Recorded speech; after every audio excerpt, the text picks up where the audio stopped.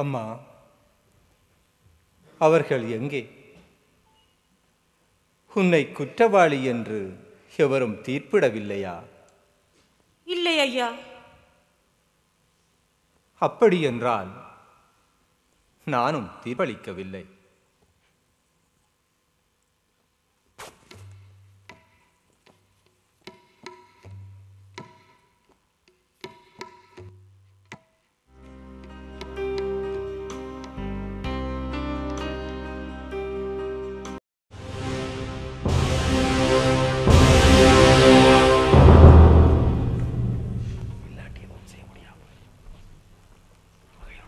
என்ன சபையோரே, என்ன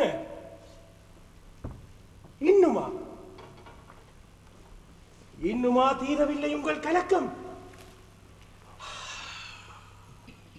இன்று தூக்கு மேடையில் நிறுத்தப்பட்டிருப்பது நமது அரசியல் உரிமை அல்ல,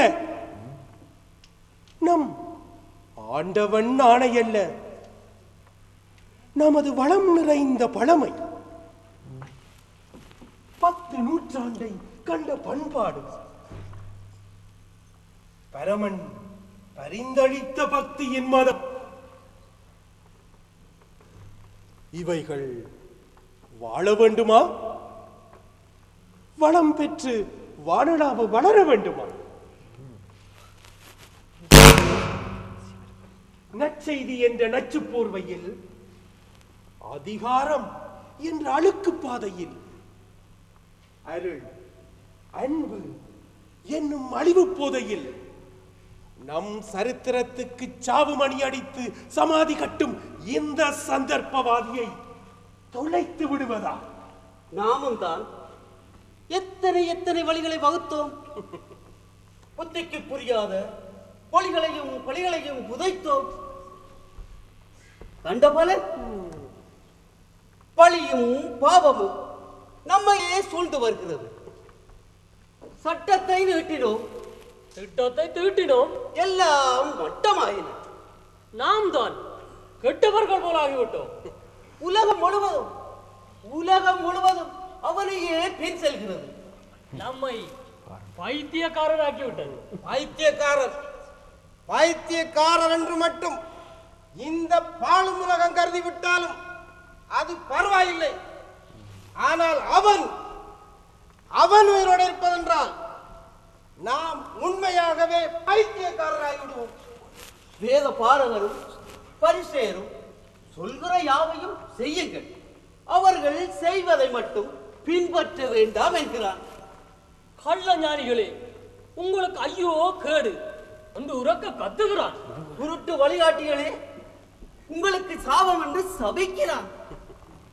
மதி இழந்து கரியற்று வாழும் கரடி கூட்டமே, பாவத்திலே பண்பிழந்து பக்தி இழந்து பரகதி இழந்து பரமன் கருணை இழந்து பரதவிக்கும் பாம்பு குட்டிகளே, நரக தீர்வை 4 பக்கத்தாலும் உங்களுக்கு நல் வரவேற்பு விடுகிறது என்று நான் கூச்சம் என்று கூறுகிறானே. இதை மறைக்க இந்த சபை மக்களின் தலைவர்களை கொண்டுள்ள சபை. எடுக்க போகும் திட்டம் என்ன, விடுக்க போகும் தீர்ப்பு என்ன? தனிப்பெரும் தலைவர்களே, ஏன் இந்த மௌனம்? சட்டத்தை உருவாக்கியது நாமல்ல, வாழும் நெறியை காட்டிக் கொடுத்ததும் நாமல்ல, மோசேஸ். அவர் எழுதி வைத்ததை நாம் விளக்கி காட்டுகின்றோம். அவர் கூறியபடி வாழுங்கள் என்று மக்களுக்கு அறிவூட்டுகின்றோம். ஆனால் இவன் நேற்றைக்கு முந்திய நாள் தோன்றிய முட்டாள். அந்த பதவி பீடத்தில் இருந்து மோசேசையே பொறிக்க தயாராக இருக்கின்றானே என்றால் கருமம் முழுக்க முற்றிவிட்டது என்றுதான் பொருள். முன்பு கூறப்பட்டது அப்படி, ஆனால் நான் கூறுகிறேன் இப்படி என்று நாக்கு புரளாமல் குளரும் இந்த நயவஞ்சகன் யார்? எங்கிருந்து வந்தார்? கேட்க வேண்டிய கேள்வி. மேசியா என்று தன்னை கூறிக்கொள்கிறான் இவன். யாருமே அறியாத நசரேத்தூரில் உதித்தவர். நன்னறியில் வழிகாட்டும் நானிலை தலைவனாக இருக்க வேண்டுமா? பேரே தெரியாது பெண்ணொருத்திக்கு மகனாக பிறந்தவன் பெரியவர் பட்டியலில் தன் பெயரை வரைந்துவிட துடிக்கிறான். அதோ அதோ பாருங்கள்.